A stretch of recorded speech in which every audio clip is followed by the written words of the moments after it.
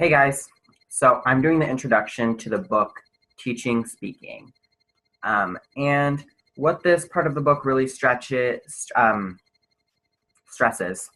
is that we need to teach speaking and why that is important, and how we can teach speaking instead of simply doing it, and how we can help students learn about themselves and kind of some strategies to help them learn speaking, and then the approach the book will take as we move through the chapters of the book. And I just wanted to start with why teaching is important. I know this is kind of hard to read, but I'll just kind of go through it with you.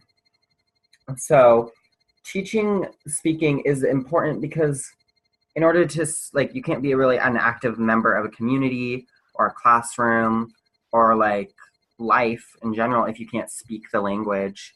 And the book does a really nice job breaking down different answers that teachers have given, and students need to know the colloquial language. They struggle with grammar points in speaking. They might be very bookish, as in they sound like they're reading out of a book.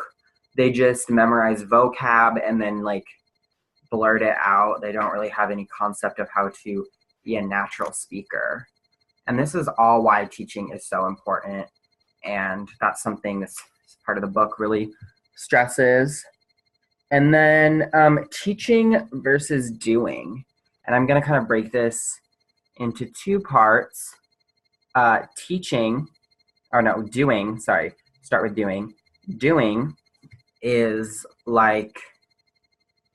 there's a good example in the book.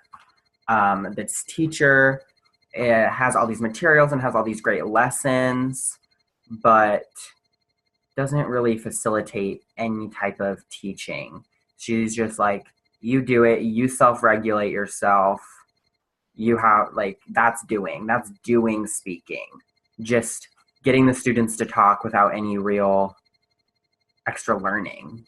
And that's where teaching kind of comes into play. Teaching is a combo of teacher, student, and materials, which is the method that we'll talk about later. But teaching is the teacher will provide some input into what you're doing. She will help you with your project. She will give you some strategies on what you should do, on some speech acts or speech events that you can incorporate into your something a lesson that she gave you. So it's more about engaging with the students and not just having them speak, but actually giving them strategies and methods on how to tackle speaking. And that's something the book really focuses on, is the difference between teaching and doing. And then moving on to the next important point I found in the book is student knowing themselves.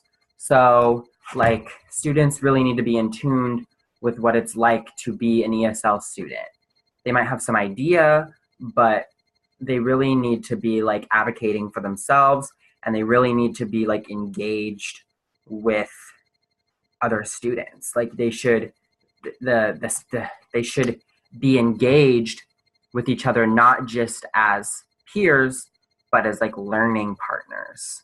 And they should really be giving each other strategies and feedback rather than just merely coming to class and going and doing and not helping each other. So teaching those speaking strategies and then teaching them about theories and learning ESL is really important as well. And then moving on to the last part here, I want to show you this graphic in the book. This is the approach that the book employs throughout the entire book. We really need to have a cohesion of teachers, materials, and learners. And they're all equally important in this process. They just all have different roles to play in the role of teaching speaking. The teachers really need to be there for the students during this process. They need, like I said, to employ methods and strategies for the students to follow. And the learners need to be really active, and they need to have that role of helping each other and helping themselves to learn about themselves and to help each other. And then finally, the materials. Each lesson is going to have a different set of materials, and they're each going to have different roles to play. But it doesn't matter the role. It's so important. I mean, it does matter the role. It's just important to have the materials and to associate them with the correct role in the lesson. So some might teach sociolinguistic competence. Some might teach like the metacognitive parts of language.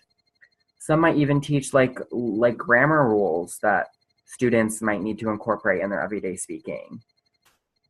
But the materials, the learners, and the teachers need to have a good cohesion in order to make this work. And I think that's something this introduction really stresses and really sets up for the rest of the book. So I hope you guys learned something, and I hope you enjoyed my video. Thank you so much for watching. Bye, guys.